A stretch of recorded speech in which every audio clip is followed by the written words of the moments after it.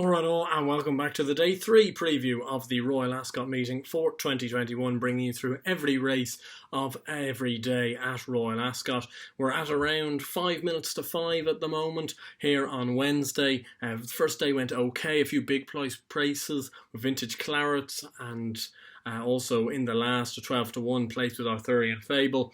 And then today, obviously the big winner, 12 to 1 on Quick Susie, putting us in the green for today. But I'm going to rush you through to the Day 3 selections because, as you can see, I don't just wear this for the good of my health. I'm off for a round of golf now out in Portmarnock, so hopefully we can get that in very soon.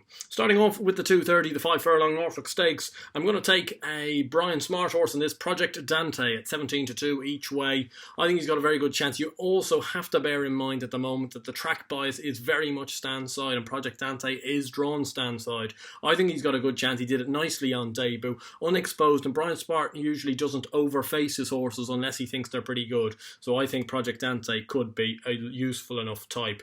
The 305, the Hampton Court Stakes. I'm going to fancy one ruler in this at 6 to 1. He's ran grand races in the Guineas and the Derby. This might be the trip he needs for William Buick and Charlie Appleby. Best price 6 to 1. I'm going to be backing him each way at that price. As I say, I think this 10 furlong trip might well be the making of him. He was a little bit outpaced in the Guineas, a little bit too far in the Derby. This could well just suit.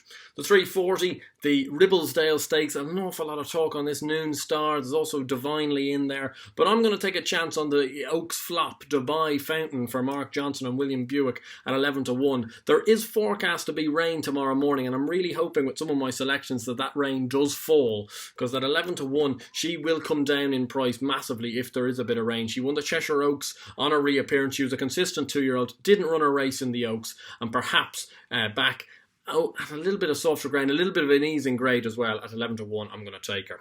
The 4:15, the Ascot Go Cup, seems remiss to be going against Stradivarius, but I think there's just enough to take him on with. And the reason I'm going to do that is I think there's more value in backing Subjectivist at 13 to 2 each way than Stradivarius at 4 to 5. I think Subjectivist has a massive chance in this. Wouldn't mind a drop of rain either. His last 2 runs were over in Longchamp at the end of last year, where he blitzed them in a 2-mile Group 1 and then won the Maidan race in an absolute hack. He's a relentless galloper out in front. I know plenty have tried to get Stradivarius beaten, plenty have failed at Royal Ascot, but I'm hoping Subjectivist might run a big race for Joe Fanning and Mark Johnson. 5 o'clock, the Britannia Stakes, very difficult 3-year-old handicap. I'm going to take 2 stabs in the dark here at bigger prices, again drawn stand side. George Peabody being the first for George Scott and Callum Shepherd at 20 to 1. He's actually drawn in the middle, but hopefully he'll track stand side and could well go close. He's won his last 2 novices. He takes a big step up in grade here off a mark at 89. He may well be well handicapped, and also won at a massive price, 66 to 1. You can get best price on Ahmaam for Dane O'Neill and Brian Meehan. Won on debut and looked a smart horse when doing so. Has been faced with 2 Group 3 assignments, latterly the Craven meeting. He comes in here off a mark of 100, but it's his first handicap and he's completely unexposed, and he's drawn in stall 31, bang on the outside. I think that could be quite good and quite beneficial, and I don't believe his profile suggests he should be a 66 to 1 horse.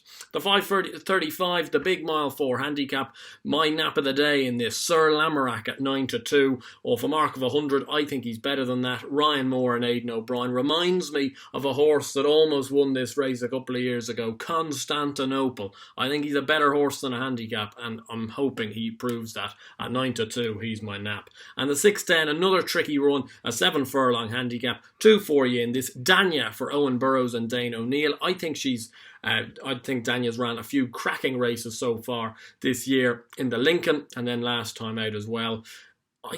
There's optimism that the stiff 7 furlongs may well be the key, and at 12 to 1 I'm prepared to take. And then my old friend, I couldn't go the day without backing Bielsa. So unlucky not to collect the last day at Haydock over 6 furlongs. Worth a stab at 7 for Kevin Ryan and Sylvester de Souza, and drawn stand side 16 to 1. That'll do me each way. So I know I've rushed through the selections. It's been a little bit more brisk than usual, but I hope you guys do get the gist. And of course, let me know your selections for tomorrow's action down below, and of course let me know how you got on today. Hopefully we might have a winner or even something to go close in the last couple of races. I'm not overly confident. I've got big outsiders in all of them, so I'm not massively confident, but hopefully we might find something. And of course, let me know how you enjoyed this video, and if you did, do give it a like, subscribe to the channel down below, and of course I will see you tomorrow evening for the day 4 preview. Until then, stay safe, stay lucky, and hopefully we'll land a few winners. See you then.